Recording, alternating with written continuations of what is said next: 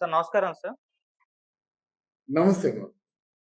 Sir deputy CM Pawan Kalyan garu Ippatam గ్రామ పర్యటనలో అయితే ఉండడం జరిగింది సార్. గతంలో ఆయన ఏదైతే మాటిచ్చారో ఇప్పుడు అక్కడికి వెళ్ళేసి ఆ మాట అయితే నిలబెట్టుకున్నారు. సో, అందుకు సంబంధించి అతని పైన ప్రశంసలు కూడా రావడం చూస్తున్నాం. అండ్ అక్కడ ఇండ్ల నాగేశ్వరమ్మ గారిని కలవడం, 10 సార్లు నువ్వు సీఎం కావాలని చెప్పేసి ఆమె కోరుకోవడం, ఆ తర్వాత పవన్ కళ్యాణ్ గారు కూడా ఆత్మీయంగా హత్తుకోవడం ఇవన్నీ కూడా విజువల్స్ ఇప్పుడు విపరీతంగా వైరల్ అవుతున్నాయి సార్. మరి గతంలో ఏం మాటిచ్చారు పవన్ కళ్యాణ్ గారు? ఏం ఇప్పుడు నెరవేర్చుకోవడం జరిగింది? సో, దీనికి సంబంధించి ఈ గ్రామ పర్యటనని ఏం చెప్తారు సార్ మీరు దీని గురించి? ఇక్కడ పవన్ కళ్యాణ్ గారికి మిగతా రాజకీయ నాయకుల్లో లేనటువంటి అలవాటు ఏమిటంటే, జనంలో మంచి పేరుని ఎలా పెంచుకోవాలి, పెంపొందింపు చేసుకోవాలి. అంటే జనంలోంచి వచ్చినటువంటి నాయకుడిగా తనను తాను మలుచుకుంటున్నాడు. ఆ మలుచుకునే భాగంలో ఒక భాగమే. అయితే సహజంగా రాజకీయ నాయకులు ఎలక్షన్ ముందు వస్తారు, అయిపోతుంది, ఒకసారి దండం పెడతారు, మళ్ళీ ఎలక్షన్ ముందే వస్తారు. అది కానీ జనం గుర్తుండరు, గుర్తుంచుకోవాల్సిన అవసరం కూడా వాళ్ళకి లేదు. ఇంతవరకు అలా కొనసాగిందన్నమాట. జనానికి మనం చెప్పినవేవో చేస్తున్నాం కదా, మంచి చేస్తున్నాం కదా, మంచి చేసినప్పుడు అదే పనికి అక్కడికి వెళ్ళవలసిన అవసరం ఏముందని కొంతమంది రాజకీయ నాయకులు అన్న సందర్భాలు ఉన్నాయి. ఈయన అలా కాకుండా ఇప్పటానికి పవన్ కళ్యాణ్కి మధ్య మంచి అవినాభావ సంబంధం ఉంది. అక్కడ జగను ఏం చేశారంటే, పవన్ కళ్యాణ్ ఏదైనా బహిరంగ సభ పెట్టాలంటే ఎక్కడ కూడా స్థలం కేటాయించేవాడు కాదు. అంటే స్థలం ఇచ్చే ఏర్పాటు చేసేవాడు కాదు. ఏదో ఒక అవరోధం, ఏదో ఒక ఆటంకం సృష్టించి ఆ సభలు పెట్టుకోకుండా ఆఫ్ చేసేవాడు మాట. అటువంటి పరిస్థితుల్లో ధైర్యం చేసి ఎప్పటం గ్రామ పేదలు ఏమైతే అయింది, జగన్మోహన్ వచ్చి మనం కొడతాడా, జగన్మోహన్ లేదా మా స్థలం తీసుకుంటాడా, ఏం చేస్తాడో చూద్దాం అని తెగించి వాడు స్థలం ఇచ్చారు. ఆ సభ చాలా విజయవంతమైందన్నమాట. జనసేన మంచి ఉత్సాహం ఊపులో ఉంటుండగా ఇప్పుడు ఉందనుకోండి. అప్పుడు జనం చాలా తరలి వచ్చారు ఆ సభకి. చాలా తరలి రావడం, ఎప్పటి గ్రామ ప్రజలు కొంతమంది పెద్దవాళ్ళు ఎవరు వస్తారో చూద్దాం, పోలీసులతో అడ్డుకుందాం, ఇంకెవరైనా వచ్చినా సరే వాళ్ళని ప్రతిఘటిద్దామనే ఉద్దేశంతో ఉండి వాళ్ళు రక్షక భటుల్లా నించొని ఆ సభని జయప్రదం చేశారు. అప్పుడే ఆయన మనసు స్పందించి వెంటనే ఇప్పటం డెవలప్మెంట్ కోసం ఒక 50 లక్షల రూపాయలు డొనేషన్ ఇవ్వడం జరిగింది. దాంతో వాళ్ళకేంటంటే సరికొత్త రాజకీయ నాయకుడు కనిపించారు అన్నమాట. ఎవరైనా వస్తారు, మాట్లాడతారు, ప్రజలను పొగిడేస్తారు, మీకు అవి వస్తాయి ఇవి వస్తాయని 4 వాగ్దానాలు, శుష్క వాగ్దానాలు చేసి వెళ్ళిపోతారు. కానీ ఇలాగా ప్రత్యక్షంగా 50 లక్షల రూపాయలు మీ ఎప్పటం గ్రామం తాలూకు డెవలప్మెంట్ కోసం నేను ఇస్తానని చెప్పినటువంటి రాజకీయ నాయకుడు, వాళ్ళకి తెలిసిన చరిత్రలో ఆయన ఒక్కడే, మనకు తెలిసిన వ్యక్తుల్లో కూడా ఆయన ఒక్కడే. ఎవరిస్తారు 50 లక్షల రూపాయలు డొనేషన్?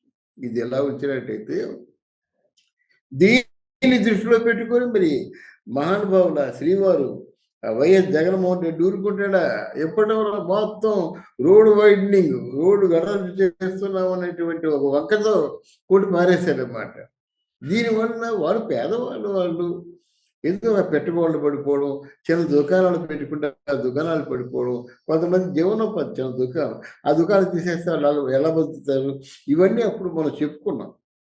అటువంటి వారికి పవన్ కళ్యాణ్ అంటే మీకు షాపు లేదు కదా, మళ్ళీ పెట్టుకోండి, మీకు ఏమో గోడ పడిపోయిందా, గోడ కట్టుకోండి, అలాగే మీకు ఎంతవరకు మీకు ఆ ద్వారం వరకు మీకు కట్టేది కదా, దీనికి మీరు మళ్ళీ రీకన్స్ట్రక్షన్ చేసుకోండి, ఈసారి ఏమైనా నేను చూసుకుంటానని చెప్పేసి ధైర్యం చెప్పడం, మామూలుగా భరోసా చెప్పడమే కాకుండా ప్రాక్టికల్గా ఇప్పటం గ్రామంలో ప్రతి ఒక్కరికి కూడా దగ్గరయ్యాడు. అందులో ఒక ఇండ్ల నాగేశ్వరమ్మ అనేటువంటి ఒక రుద్రాలు ఇన్ని కొంతమంది విపరీతంగా అభిమానిస్తారు. ఎక్కడికి వెళ్ళినప్పుడు కూడా ఒకరు ఉంటారు, వైజాగ్ వచ్చినా ఒకరు ఉంటారు అన్నమాట. ఎందుకంటే ఆవిడ మాటలు బాగా నచ్చుతాయి. ఆవిడ ప్రపంచాన్ని కూడా దృష్టిలో పెట్టుకోకుండా నా బిడ్డ పవన్ కళ్యాణ్, నా మనవడు పవన్ కళ్యాణ్ అని చెప్పుకునేవారు అన్నమాట. అవతల వాడు ఎంత పెద్ద నాయకుడితే ఏం చేస్తారు బాబు, చంపేస్తారు అంతే కదా, చంపేనే అని చావుకు తెగించి కూడా పవన్ కళ్యాణ్కి దేవుళ్ళు అందించినటువంటి తల్లులు ఉన్నారన్నమాట. అందులో ఒక వ్యక్తి ఇప్పటం నాగేశ్వరమ్మ అన్నాడు, తప్పకుండా వస్తానమ్మా, నేను చూస్తానమ్మా అన్నాడు. ఎలక్షన్లో గెలిచాడు. ఇప్పుడు గ్రామ ప్రజలందరూ వెళ్ళారు, కానీ ఆవిడ కుదరలేదు. ఎందుకంటే వృద్ధురాలు లెవెల్ తీసుకెళ్తారు, ఎవరో యాక్టివ్గా ఉన్నవాళ్ళు వెళ్ళారు, పవన్ కళ్యాణ్ అభినందించారు.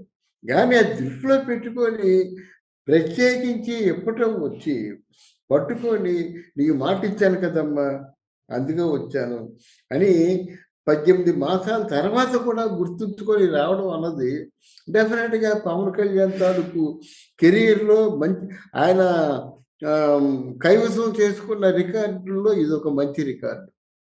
రెండోది ఏంటంటే ఆవిడకు ఒక 50,000 రూపాయలు ఆర్థిక సాయం చేయడమే కాకుండా ఆవిడ మనవుడికి ఓ 1,00,000 రూపాయలు ఇచ్చాడు అనమాట. ఇది ప్రతి రాజకీయ నాయకుల్లో కూడా చర్చగా అవుతుంది, చర్చగా మొదలవుతుందండి. అంటే మనం ఎలాంటి పనులు ఎందుకు చేయలేకపోయాము, పవన్ కళ్యాణ్ ఎందుకు చేశాడు? నిజమే, రాజకీయ నాయకులు చేయాలనుకుంటే ప్రతి ఒక్కటి కూడా ప్రభుత్వం మీద ఆధారపడి ప్రభుత్వం శాంక్షన్ చేస్తేనే చేయవలసిన అవసరం లేదు కదా. వాళ్ళు ఎలక్షన్లో రాజకీయ నాయకుడిగా నిలబడడానికి వాడు ఒక 50 కోట్లు ఖర్చు పెట్టినోడు అతనికి ఓటేసిన ప్రజల కోసం ఒక 5 కోట్లు 10 కోట్లు ఖర్చు పెట్టలేడు. పెడితే శాశ్వతంగా ఆయనే రాజకీయ నాయకుడిగా కొనసాగుతారు కదా అనే ఆలోచన కూడా వచ్చేందుకు దోహదం చేశాడు పవన్ కళ్యాణ్. కనుక ఆ పవన్ కళ్యాణ్ తీసుకున్నటువంటి నిర్ణయాలు మాత్రం చాలా స్వాగతించదగ్గవండి. ఆయన ప్రజల్లో ఆ పార్టీ నిర్మాణాన్ని, ఆ పార్టీ డెవలప్మెంట్ని అంతర్లీనంగా ఎస్టాబ్లిష్ చేస్తున్నాడు. ఇప్పుడు నుంచి ఒక 2-3 నాయకులు తయారవుతారు కదా. ఎప్పుడంలో మన జనసేన పార్టీ జనసేన పార్టీ తరఫున నాయకులు తయారయ్యేటట్టయితే మరి వాళ్ళ మీద పోటీకి ఎవరు నిలబెట్టినా ఎవరు రారు కదా. ఇప్పడానికి ఆయన పవన్ కళ్యాణ్కి అంత అనుబంధం ఉంది. అంటే పార్టీ నిర్మాణంలో అంతర్భాగం అన్నమాట. ప్రతి ప్రాంతానికి వెళ్ళడం, ఆ ప్రాంతంలో మంచి చేయడం, ఆ ప్రాంతం ప్రజలకి ఏమో బాగా దగ్గర అవ్వడం, ఇవి చాలా సరికొత్త రాజకీయాలకి ఆయన మలుపు తిప్పాడు అన్నమాట. ఇది అవసరం. రాజకీయ నాయకులు ఏంటంటే కేవలం అలా మినిస్టర్ గారు చెప్పాను, మినిస్టర్ గారు సిఎస్ చెప్పాను, వస్తారు చూస్తారని కాకుండా మీ ఏబులో ఉన్నది ఇవ్వచ్చు కదా. ప్రజల్లో చూసిన వాళ్ళే మీరు. ప్రజల అండదండలతోనే మీరు నాయకులు అయ్యారు. ఓటేస్తే నాయకులు అయినప్పుడు మీరేం మనస్ఫూర్తిగా సహాయం చేసే గుణం మీ రాదా? నాకుంది అని చెప్పిన ఒకటే పవన్ కళ్యాణ్. అందువల్ల డెఫినెట్గా ఇది రాజకీయాల్లో కొత్త మలుపు. ఈయన్ని చూసి మిగతా వాళ్ళు కూడా నేర్చుకున్నట్టయితే ప్రజలకు కొంత ఊరట, ఉపశమనం కలుగుతుందని నా ఆలోచన. Right sir. Thank you so much sir. Thank you అమ్మా.